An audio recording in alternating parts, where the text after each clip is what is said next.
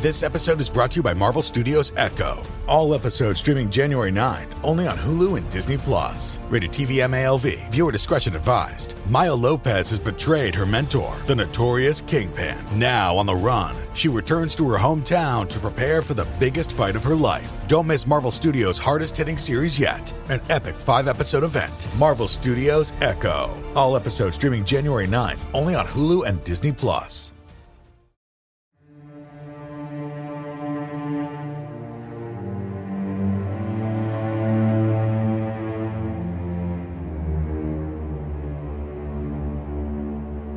Hello, and welcome to Scare You to Sleep. I'm your host, Shelby Scott, and I'm here to read you a couple of bedtime stories.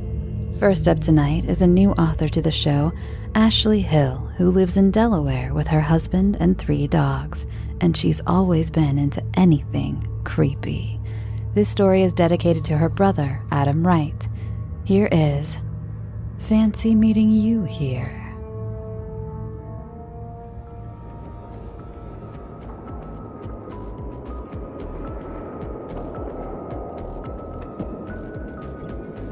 The building is cold and damp, yet beads of sweat are beginning to form on Sarah's forehead.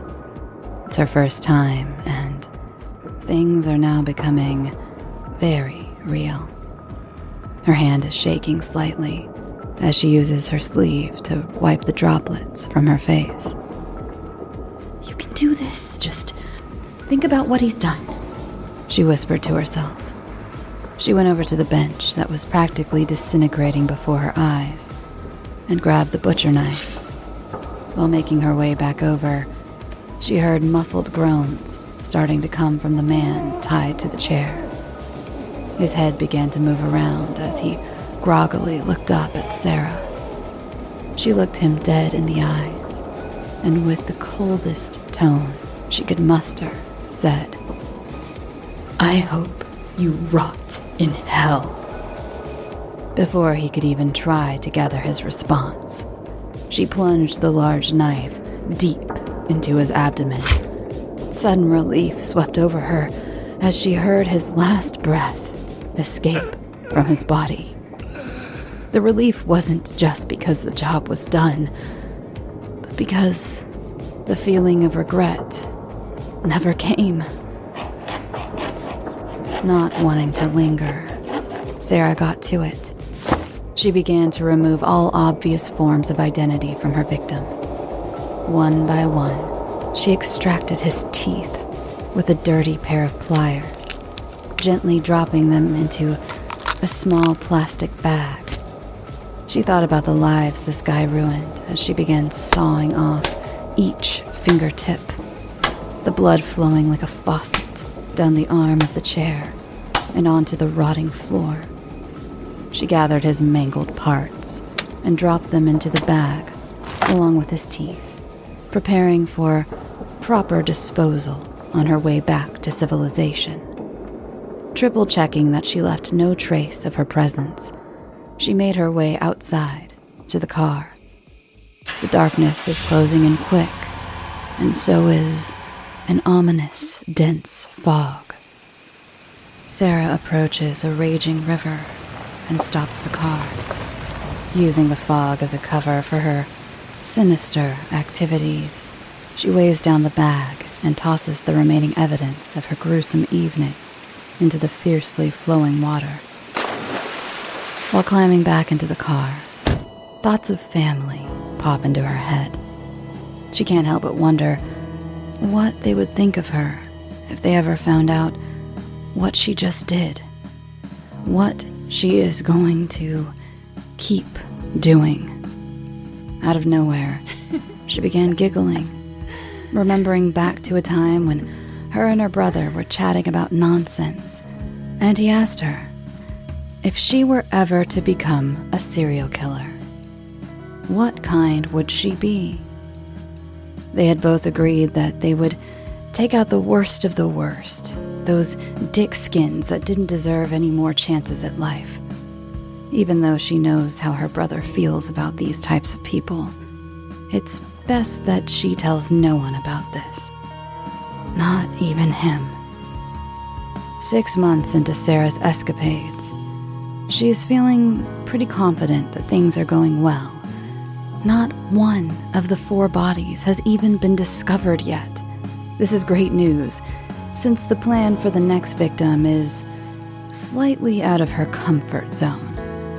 As far as scum of the earth goes, this guy is right at the top.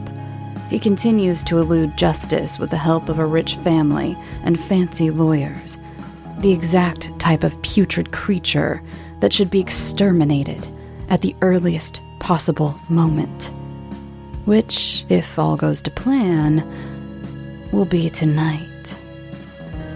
Sarah seems to have something going for her when it comes to capturing the interest of this pervert. She happens to share very similar features to all of his victims, which is long brown hair, blue eyes, and a small build. Now, she just needs to find the best way to entice this sleazeball. Dressing like a 2-cent hooker isn't by any means Sarah's go-to style, but let's face it, this place is a shithole, and looking the part is crucial. He's aware that a disgusting place such as this will have no cameras and no familiar faces. She can't help but smirk as she walks to the entrance, thinking about how the outside of this bar probably mirrors the inside of his soul. She grabs a seat in the corner, just across the room from him, a place where she can make herself known without being obvious.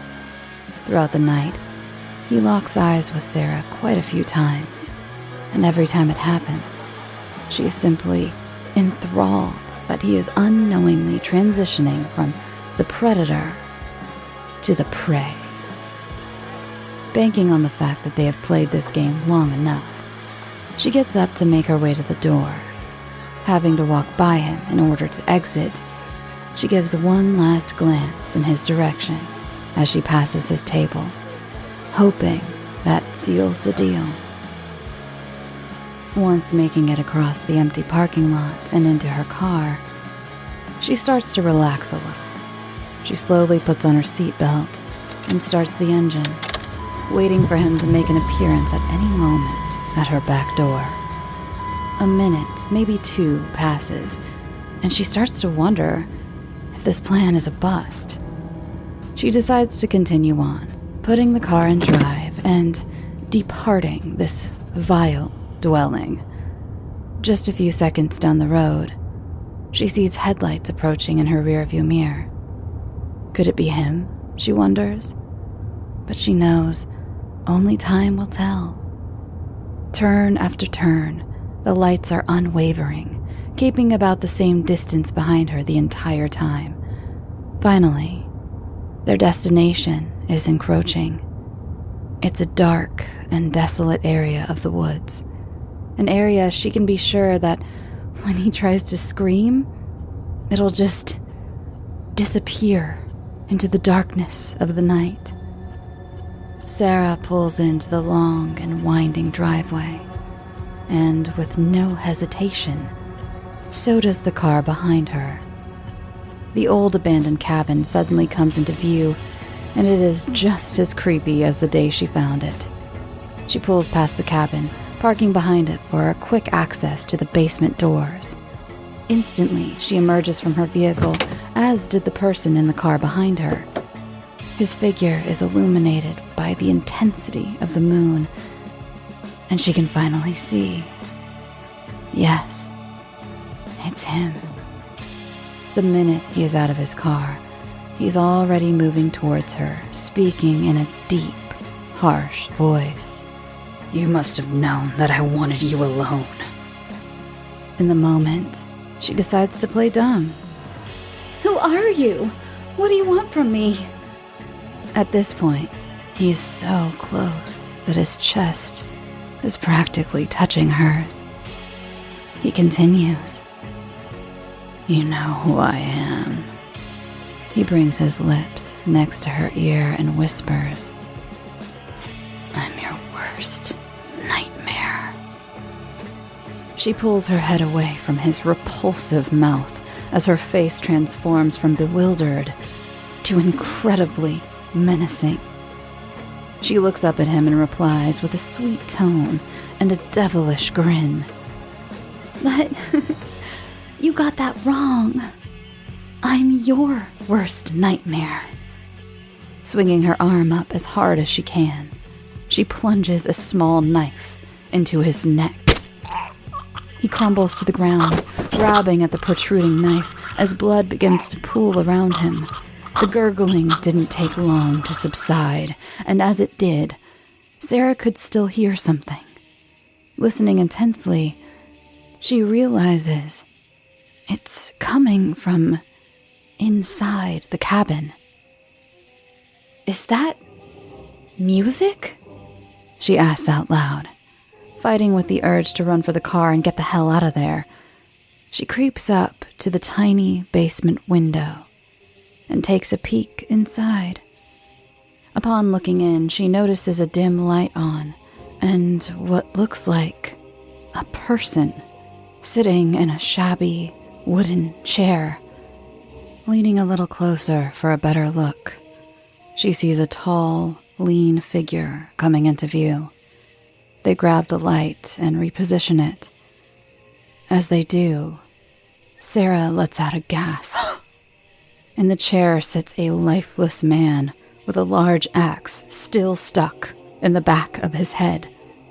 Just as Sarah is about to creep away, she catches a glimpse of the dark figure's face in the light. She darts over to the rusty basement doors and pries them open. Stumbling down the steps, she can now clearly make out the classical music playing in the background. Upon hitting the last step, the tall figure spins to face her. She can now see he's wearing a long, black, blood-soaked apron and rubber gloves. Wow, to think that I almost just left without catching a look at your face, Sarah said calmly, moving in closer. His response came back jumbled. What are you doing here? She motioned for him to hold that thought as she climbed back out and into the night.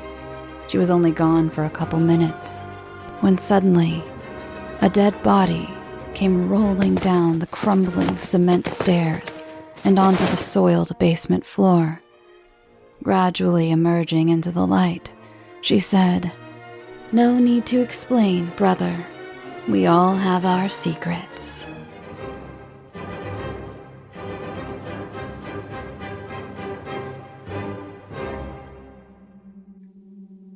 Hey there, it's the new year. You've got mood boards and resolutions, and work is back in full swing, and you don't need any extra stress in your life. And Factor's ready-to-eat meal delivery takes the stress out of meal planning and sets you up for success in the new year. Skip the grocery stores, prep work, and cooking fatigue. Instead, get chef-crafted, dietitian-approved meals delivered right to your door, with over 35 meals to choose from per week, including options like keto, calorie smart, vegan plus veggie, and more. Plus over 55 weekly add-ons. You'll have a ton of nutritious and flavorful options to kickstart your resolutions. Forget frantic lunch preps and rush dinners. Factor's 2-minute meals are your secret weapon in the new year. Fuel up fast with restaurant-quality meals, all delivered right to your door. Factor now offers loads of snack options like breakfast, smoothies, juices, snacks, and more to keep me going no matter what's on the schedule. Skip the overpriced takeout trap. Factor is cheaper and way more delicious than takeout. Get chef-crafted, restaurant-quality meals delivered right to your door. They are ready to heat and eat in just 2 minutes, which means more time for you. Need a special occasion meal? Gourmet Plus is the perfect solution if you're looking for fast, upscale options done easily. When things get hectic, Factor is flexible. Change up your order every week with plans from 4 to 18 meals per week. Or pause or reschedule your deliveries anytime. Stress less over mealtimes in the new year. Factor's no prep, no mess meals free up time otherwise spent on shopping, cooking, and cleanup. No more wasting time in the kitchen. Not only does Factor offer fast, simple solutions when I'm too busy to cook, they also help me stay on top of my goals. With offerings like Protein Plus and Keto, I can stay on track. This is definitely going to come in handy for my New Year's goals. Factor has everything I need for a week of flavorful, nutritious eats. In addition to ready-to-eat meals, they have cold-pressed juices, smoothies, energy bites, extra protein, veggie sides, and more to keep me energized during frantic times. Head to factormeals.com/scareyoutosleep50 and use code scareyoutosleep50 to get 50% off. That's code scareyoutosleep50 at factormeals.com. As many Scary to Sleep fans know, I've been going through a lot of changes in my life. And one thing I've been doing is getting my finances much more organized, and that includes paring down some of the subscriptions I pay for. It feels like everything is a subscription these days, be it for the gym or streaming services or music, the list goes on, and something that has helped me tremendously is Rocket Money. They not only helped me cancel subscriptions that were a pain to try to do myself. Have you ever tried to deal with some of these companies directly? It's just a headache. Rocket Money also alerts me when the subscriptions I did keep go up in price, giving me the ability to weigh my options and keep those little extras that add up oh so quickly in check. Rocket Money is a personal finance app that finds and cancels your unwanted subscriptions, monitors your spending, and helps lower your bills. I can see all of my subscriptions in one place, and if I see something I don't want, I can cancel it with a tap. I never have to get on the phone with customer service. Rocket Money has over 5 million users and has helped save its members an average of $720 a year with over 500 million in canceled subscriptions.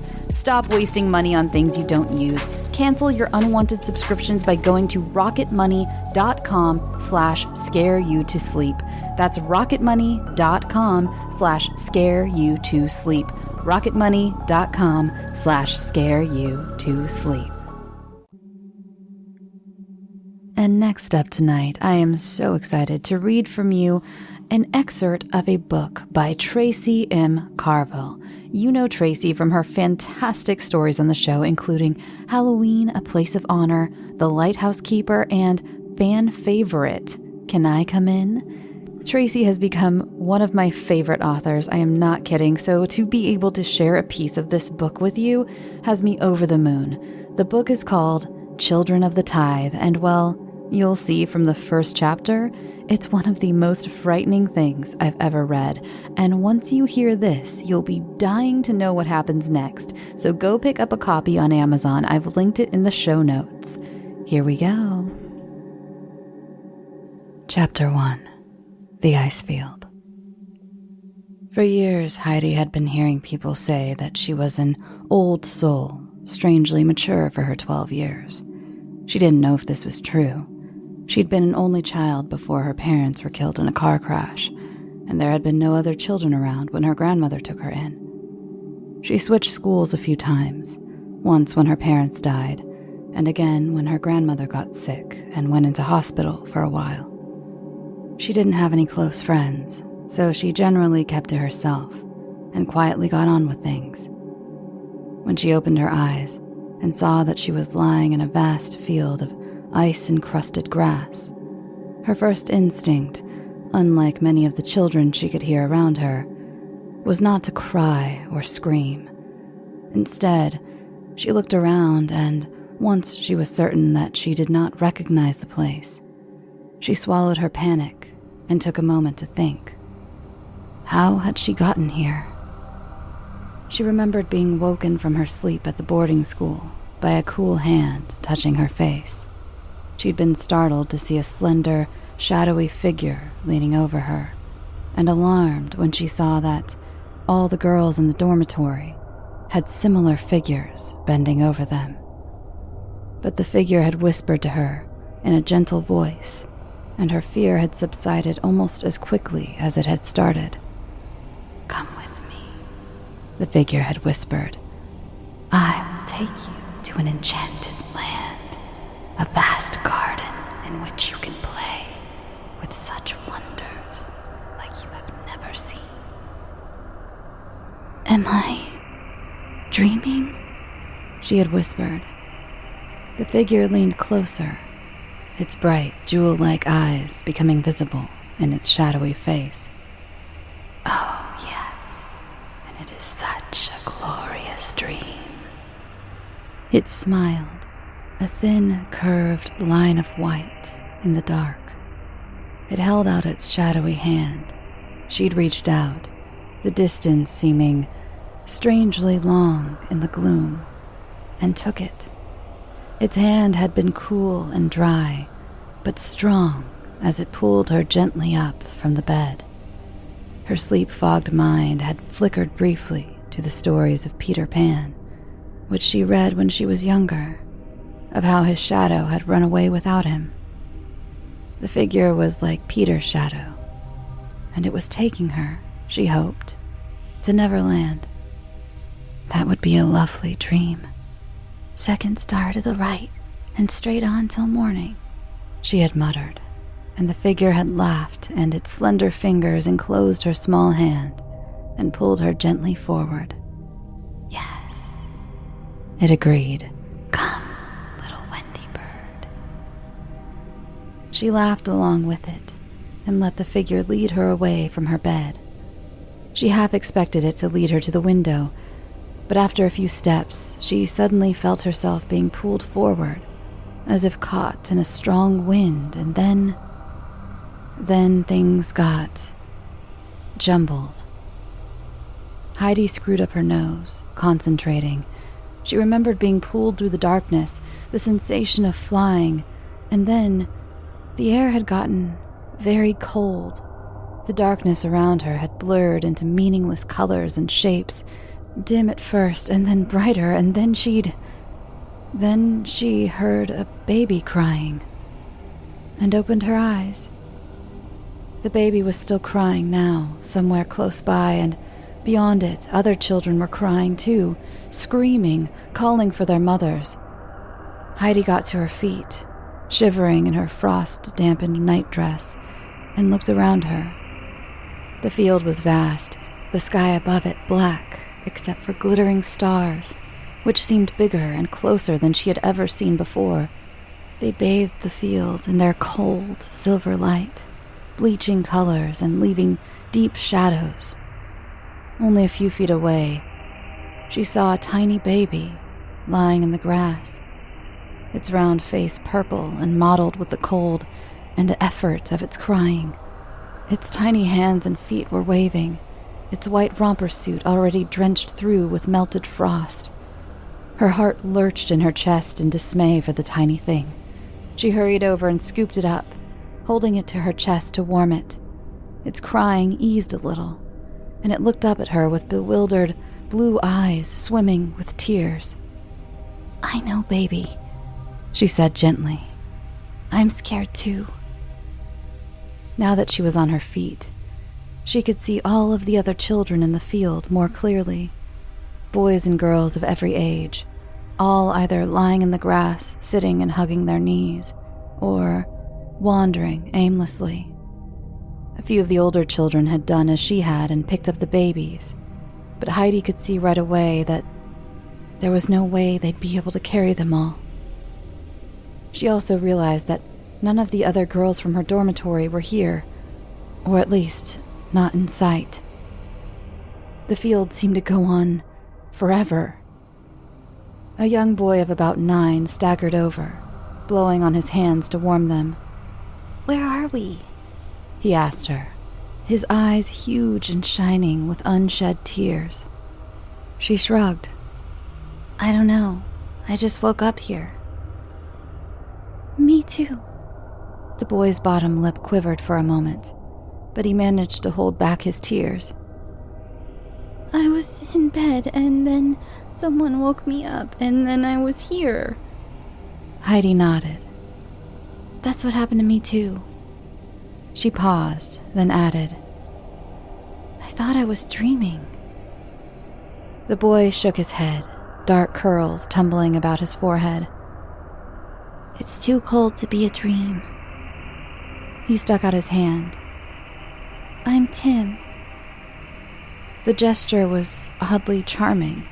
Heidi smiled and, whilst juggling the crying baby in the crook of her arm, freed up her other hand to shake his.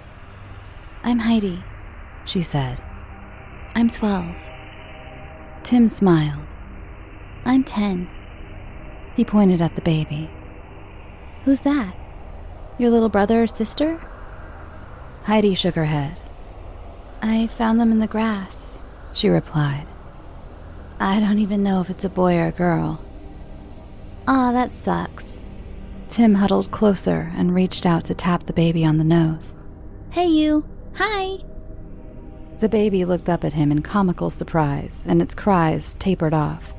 Then it gave a wobbly smile. Heidi laughed. They like you, she said. Tim looked up, opening his mouth to reply, but his eyes drifted away, and he froze, his skin draining of color.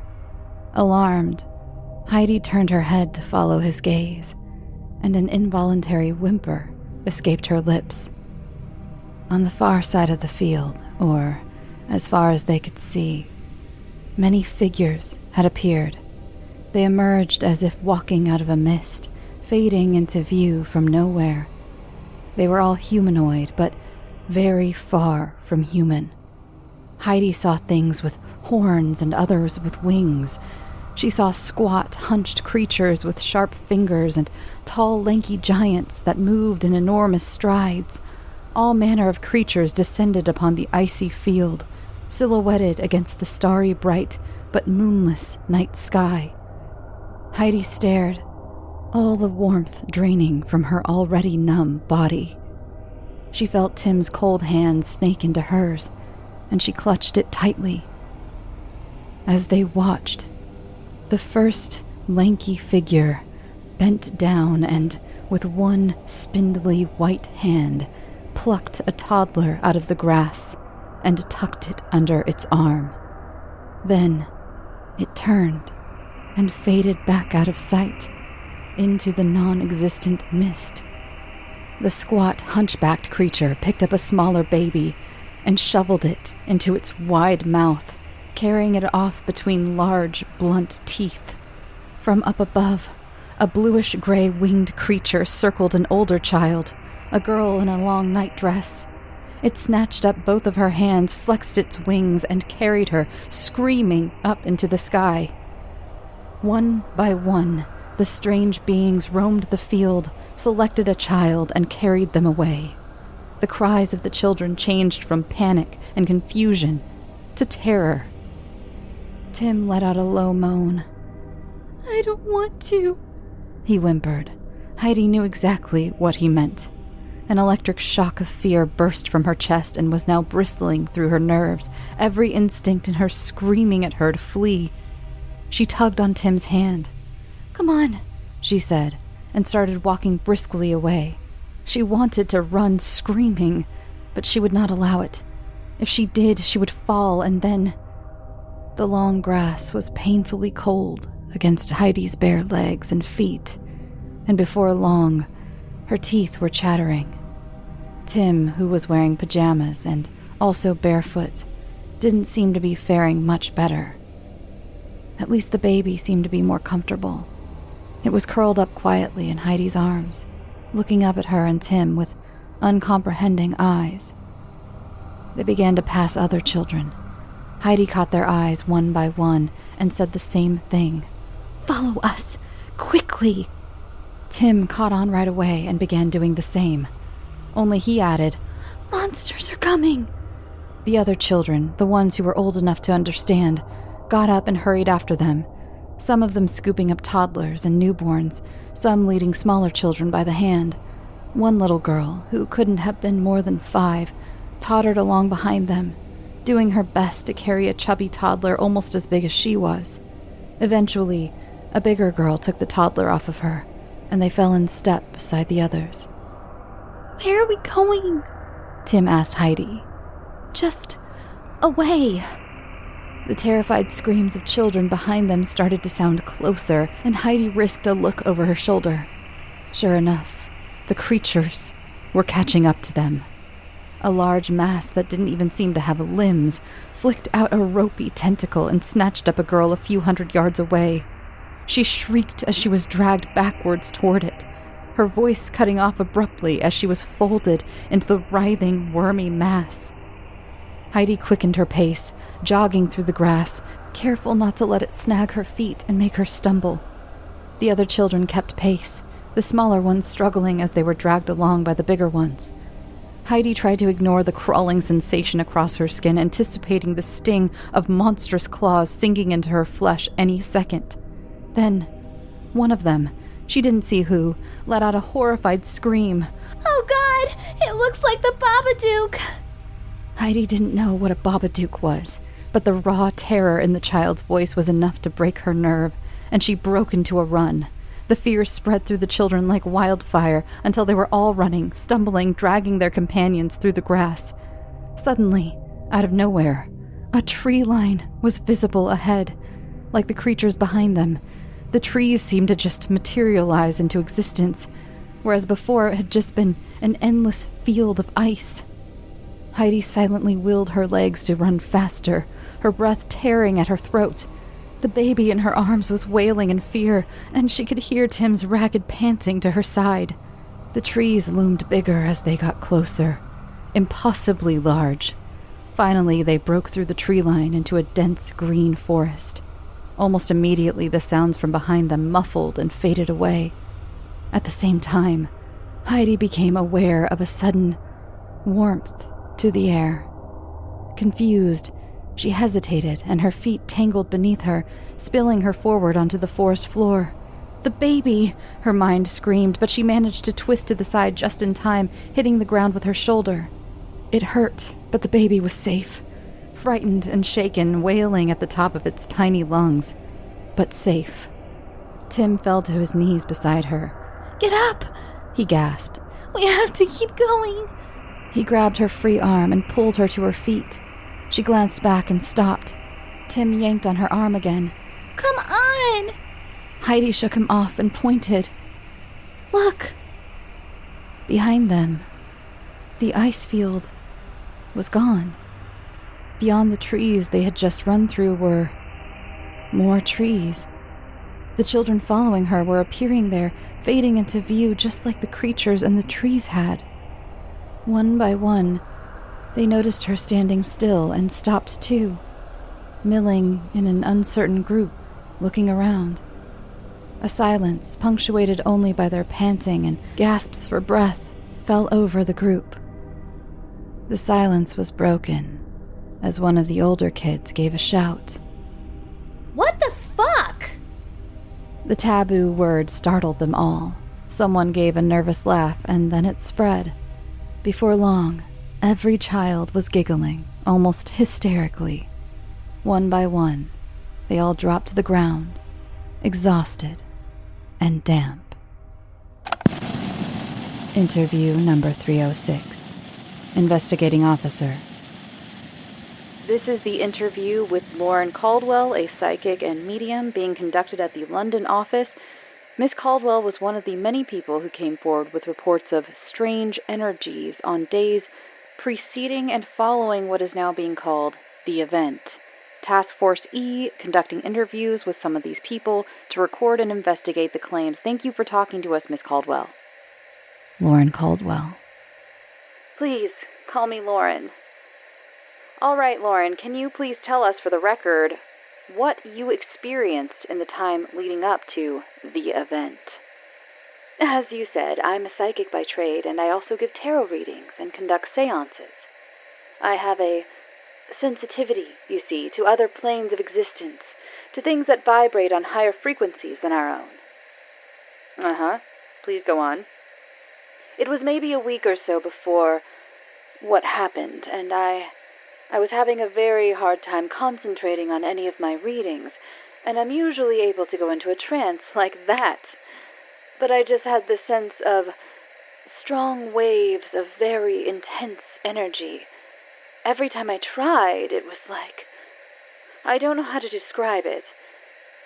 Please try, Lauren. It felt like I was all hopped up on energy drinks, buzzing, big energy, couldn't sit still. I had to keep getting up and clapping my hands and stamping my feet to ground myself, or I felt like I might fly out the window or something. And over the next few days, it got worse. I started to feel it all the time, not just when I was trying to connect. I was hyped up and supercharged all the time. I thought I was going crazy. Lauren, I have to ask, do you have any history of mental illness or episodes of anxiety or depression? No. Like I told you before, I'm perfectly sane, just sensitive. Does anyone in your family have a history of...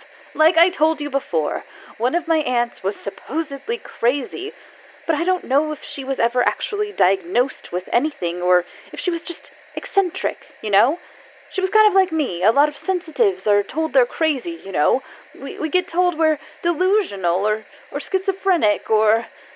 I understand. Getting back to the days surrounding the event, how was this energy on the day itself? Oh, very high, very high. I was tearing my hair out by then. And on the days after? It started to fade.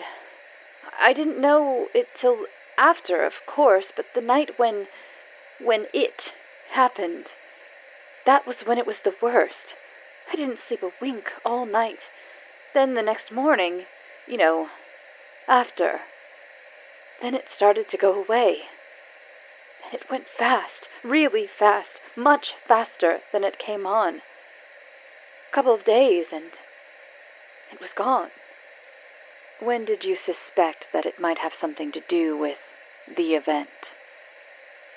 A few days afterwards, when the news stories really started to come out and we knew that it had happened all over the place.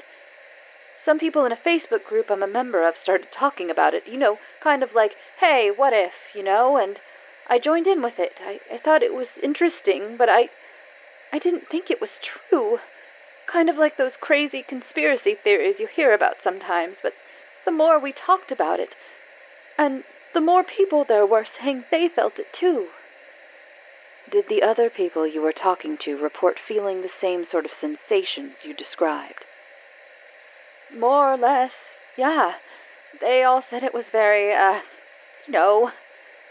energetic energy. What made you decide to report it to the police?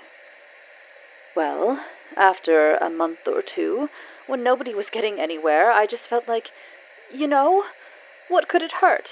I didn't really think you'd pay any attention to me. But you hear those stories sometimes about how psychics help the police catch murderers. I don't know, I just figured I'd report it, and then I'd have done what I could. And I wouldn't have to feel bad about not doing anything. And honestly, I thought you had ignored me. I reported this ages ago. It's been nearly a year since the event happened. I was really surprised when you called. Yes, well, in the absence of any other leads, we are investigating all possible avenues of inquiry, even the, impossible ones. Yes. I guess you must really be stumped then. Indeed, but we take missing children very seriously, Miss Caldwell. Oh, yes, sorry. So, in your experience, what would you say this sort of energy activity might be? Normally, energy fluctuations are the sign of a spiritual presence. Normally, I deal with the spirits of the deceased, which usually have a negative energy impact, cold spots, feelings of dread or fear, a draining of your vitality. So, the exact opposite of this. This was more like a massive injection of vitality. I've noticed it before on a very small scale, when the planets are aligned in such ways or the moon is full, but nothing like that. Nothing like that. So you have no idea what it might have been? I could only guess. And what is your guess? Something not human. not human, what would they be then? I honestly have no idea.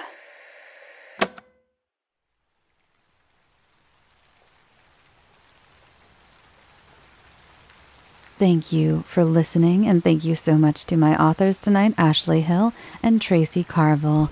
Ashley, that was a fantastic little twist at the end there. I loved it. And I have a brother, too, who I used to have the similar macabre conversations with. So I related. Not fully related to the ending, but you know what I mean. And Tracey, please, again, the book is called Children of the Tithe. Go pick up a copy. Again, I linked the Amazon in the show notes. For those of you, I've been asked this before, the show notes are just the little description box that's attached to the podcast. Please go pick it up. Seriously, I love this book. I got an early copy, and thank you so much, Tracey, for that. It's honestly, it's so haunting, and I haven't even told Tracey this.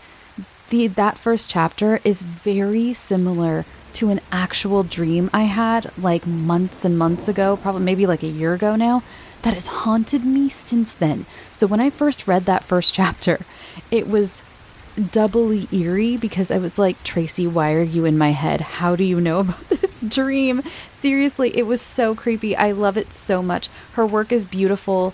Google her name plus Scare You to Sleep to find all the rest of her work on the show, because it's fantastic. I know I'm just fangirling right here, but it's seriously fantastic. Again, Children of the Tithe, Tracey M. Carvill, link in the show notes. You can check out the show on social media. You can follow me on Instagram, Twitter, Facebook, all those places. You can follow the show at Scare You to Sleep. What else? Oh, if you have a story you'd like me to work my magic on, feel free to send it to scareyoutosleep@gmail.com. It's a great keepsake to have for your work.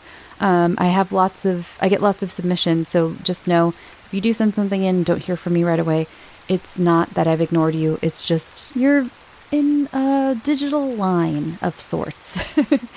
And let's see what else. Patreon patrons.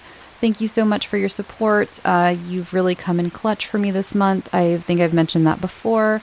Go join the Patreon. For $1 a month, you get ad-free episodes. For $3 and up, you get bonus episodes. So that's fun. I'm planning a video right now that I want to do for Patreon. Well, not that I want, I'm going to do, and I'm planning it out. And so that's going to be a bonus soon. And I'm very excited about it. And I'm writing the next Guided Nightmare. I got a message from someone who said I used to do Guided Nightmares every Sunday. And I wish. I don't know if you experienced a quantum death and in a different universe that you came from, I used to release Guided Nightmares every Sunday. And if so, that version of me has her life so much more together and is probably making way more money than me too. So good for her. But in this universe, I have never done that. And I wish I had that power to write that much. I don't. Stephen King and I share a birthday. I adapted one of his stories, but I did not receive from the universe his fortitude and his, what's a good word for it? His ability to write like the wind. So, I'm a slow writer, sorry.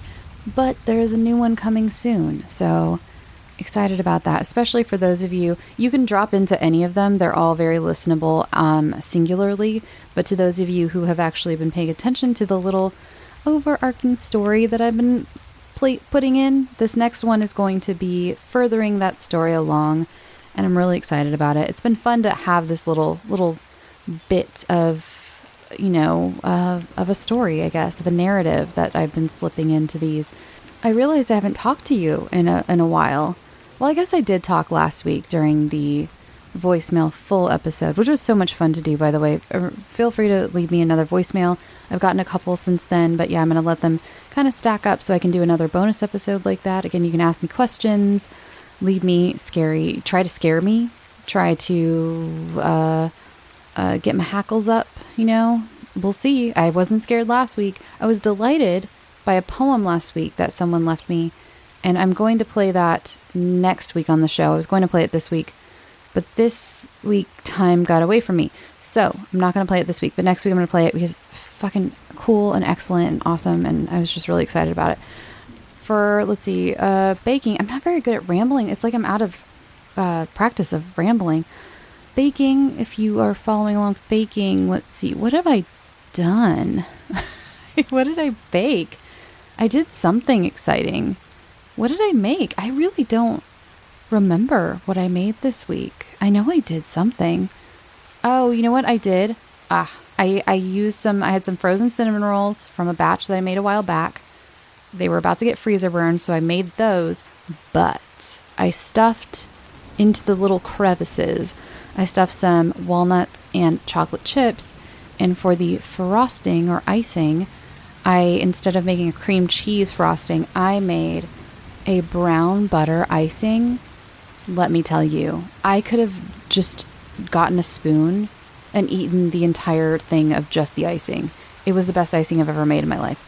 It's so good. Oh my God. Ask me again, feel free to ask me for any recipes that come up that I mentioned that you would like. Brown butter icing though on cinnamon rolls is a game changer. I'm telling you, it was crazy good. I think it'd be really good on like a spice cake too. And honestly, it'd be good on anything. It was so good. Again, I could have eaten it with a spoon just by itself. Okay, and the ice cream truck is coming by because of course it is, because it's after 10 p.m. and that's when kids want ice cream, right? Look, I'm not naive. I know they sell drugs out of those sometimes, but it's still kind of hilarious that an ice cream truck comes by so late at night. And if you didn't know that, well, now you do. So you get to pass that knowledge around. Okay, I'm going to go and chill, and you are going to go and chill or finish your day. I don't know when you're listening to this. Finish your dishes, fold your laundry, finish that commute, whatever it is you may be doing.